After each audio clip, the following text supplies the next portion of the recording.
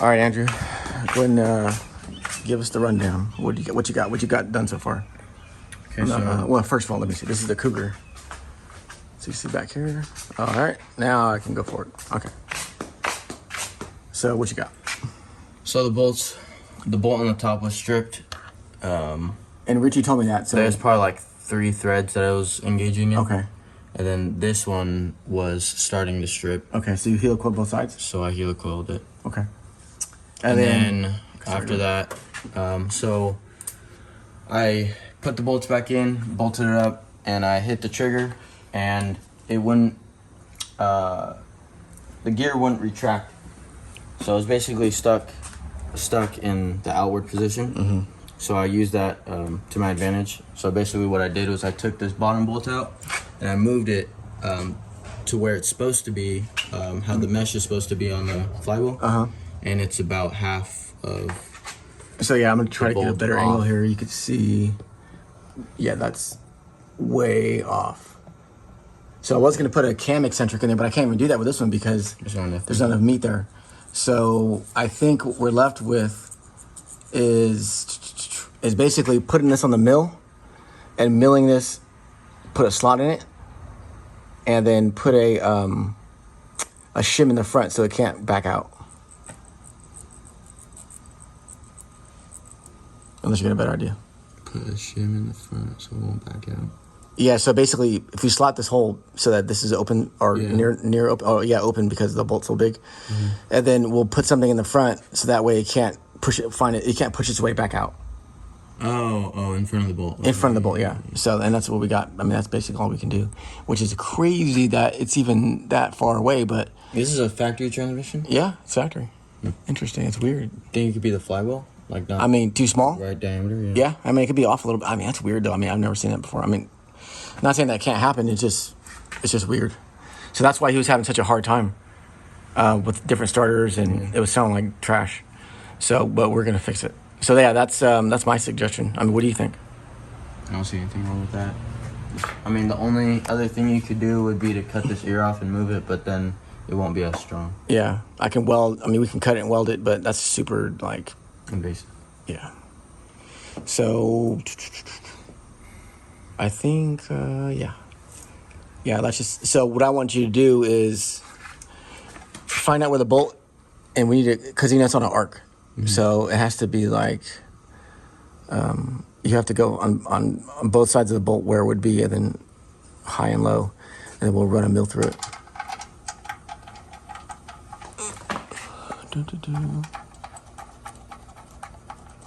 The good thing is, even if it was stripped, you could use studs.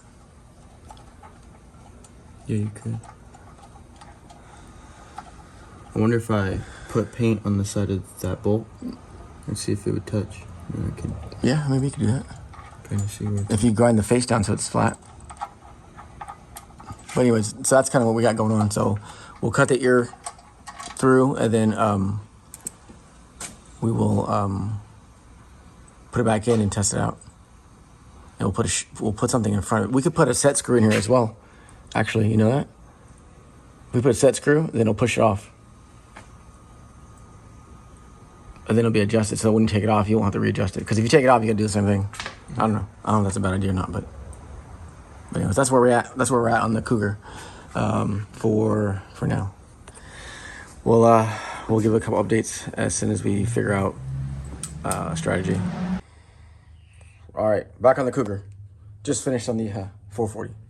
So looks like so you milled out, elongated the hole basically, right? Yeah. So you can have adjustment. Yeah, and I try to leave a little bit of material there, just so it's, I don't know, stronger, I guess. And then you put a set screw. I'm trying to get it here and zoom in so you could kind of see. Yeah, so so the starter doesn't right there. Try to twist. Push away back from basically. It. That's good.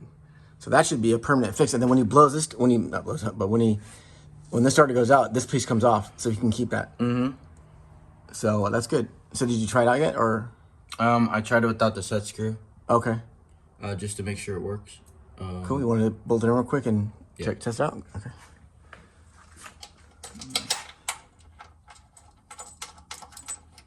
So I still have to adjust it. Because I just put it on.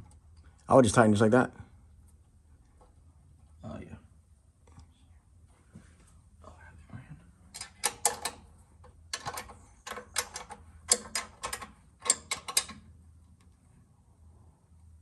So before, like, the engagement wasn't enough, so it was barely catching on the edge of the starter.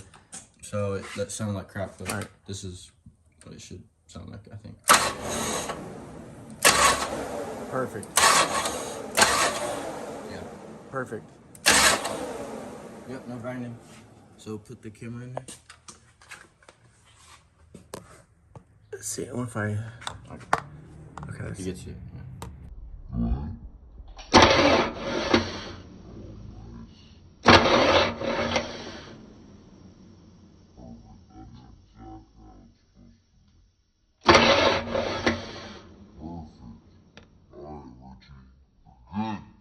It'll take you 2 hours and 30 minutes. Perfect. That's not bad. All right, cool. That's good. That's awesome. He was having hella problems. Yeah. So that's good. Yeah, that would irritate me as well. Right? And I knew that was the issue. I just didn't know to what extent.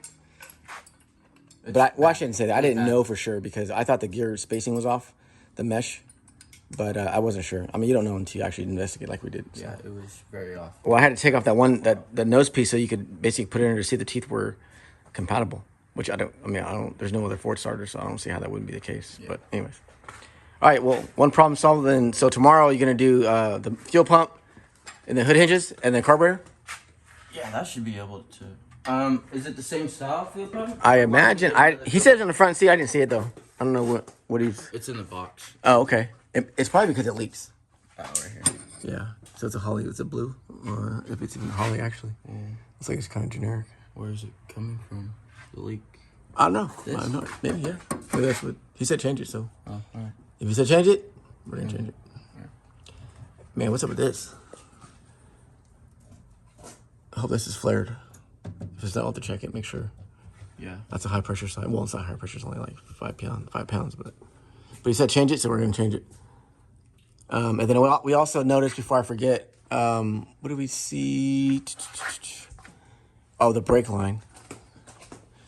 So, I don't know if you want. Basically, the thing is just the rubber's all cracked off of it, and it's twisted into a knot, kind of. And on this side, it's sort of the same thing. You see it's kind of crusty. And it's real twisted up right here. So I'll ask him what he wants to do with that.